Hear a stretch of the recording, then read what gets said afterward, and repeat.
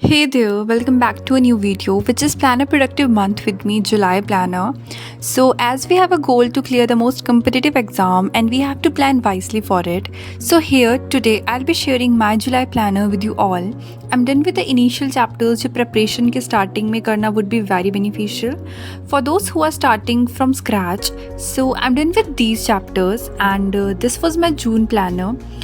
I've added few of the chapters जो class में करवाए थे. So let's plan another month, July, with me. So for July, I'm more focusing on those chapters जो यकीन में करवाएंगे. As यहाँ आप देख सकते हो कि मैंने यकीन 2.0 में जितने जितने चैप्टर्स अभी करवाने हैं वो लिख रखे हैं. एंड मैंने ये प्रॉपर टेस्ट प्लानर एंड जो लेक्चर प्लानर था उसके अकॉर्डिंग चूज़ करके लिखा है जो जुलाई के एंड तक कंप्लीट हो जाएगा. तो अभी मैं ऑर्गेनिक केमिस्ट्री के एनसीईआरटी मैप्स कर रही हूँ. जो आकाश वाली मॉड्यूल थी एक उससे. This NCERT map is also a great revision tool for me. से बैठ के ना चैप्टर रिवाइज कर सकती हूँ और इसमें मेनली ना एनसीईआरटी की ही लाइंस है. आई विल ऑल्सो सेंड इसका पीडीएफ भी मैं आपको ज़रूर सेंड कर दूँगी. So these are the chapters जो मुझे जुलाई में कंप्लीट करने हैं. फिजिक्स में I be taking 3 chapters, motion in 1D straight line, motion in plane, Newton's law of motion. And along with that chemistry में मुझे सॉल्यूशंस कंप्लीट करना है बिकॉज कुछ लेक्चर्स अभी कंप्लीट नहीं हुए हैं इस चैप्टर के. एंड थर्मोडायनेमिक्स एंड थर्मोकेमिस्ट्री होगा. आयनिक एंड केमिकल इक्विलिब्रियम भी है. For zoology, breathing and exchange of gases and body fluid in circulation. And botany में living world, biological classification and plant kingdom. So ये total ना 13 chapters हैं almost. और ये वाले chapters ना मैंने ओनली अकॉर्डिंग टू जो हमारा लेक्चर प्लानर है और जो हमारे क्लास में सिलेबस करवाया जाएगा उसके अकॉर्डिंग बनाया है. सो मैं तो ये सोच रही हूँ कि मैं उसी के अकॉर्डिंग चलूँ. आई थिंक अभी इट विल बी मतलब I will be in safer side कि मैं एक बार ये वाले चैप्टर्स कंप्लीट कर दूँ और इसके बाद जाके जो अपना अलग से मेरे को रिवीजन करना होगा वो मैं करूँगी.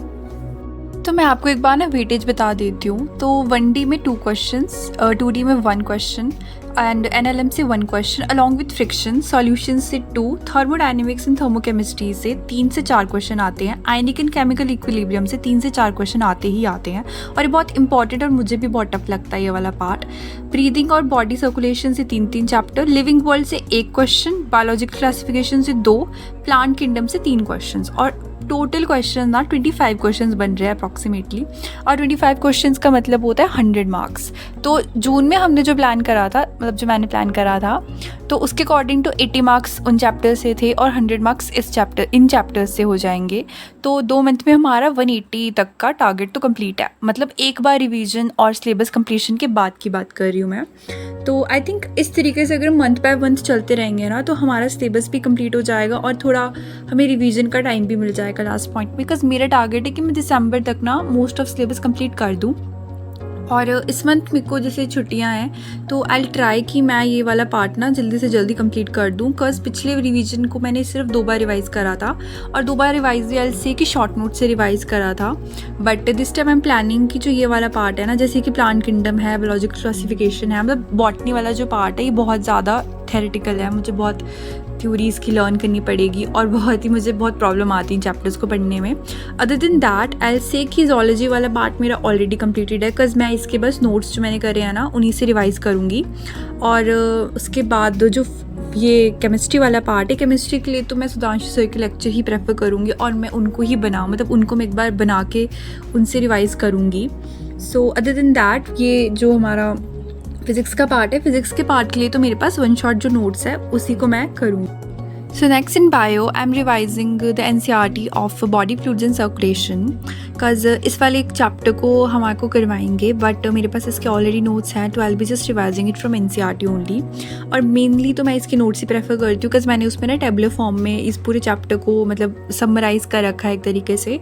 और इसकी जो NCERT है ना वो थोड़ी कॉम्प्लेक्स हो जाती है बिकॉज पूरी खिचड़ी पक जाती है पूरे एक पैराग्राफ में. तो उसमें मैंने ज़्यादा टेबलर फॉर्म में रिवाइज़ करा था. बट एक NCERT रीडिंग लेना कंपलसरी होता ही है. तो मैंने सोचा कि मैं पहले NCERT रीडिंग ही कर देती हूँ और इसके जो डायग्राम्स हैं या इसके जो मेन जो बोल्ड लेटर्स में होते हैं उनको एक बार रिवाइज़ कर लेती हूँ. तो अभी मैं वही कर रही हूँ. एंड गाइज आई सजेस्ट कि आप अपने अकॉर्डिंग ही प्लानर बनाना अपना मंथली. बिकॉज़ मैं तो अभी जैसे यकीन का बैच मुझे फॉलो करना है, तो मुझे उसके अकॉर्डिंग चैप्टर्स अलॉट करके देखना पड़ेगा और अपना रिवीजन उस हिसाब से करना पड़ेगा। बाकी आप अपने अकॉर्डिंग देखना। And thanks for watching and I will see you in the next video. Bye.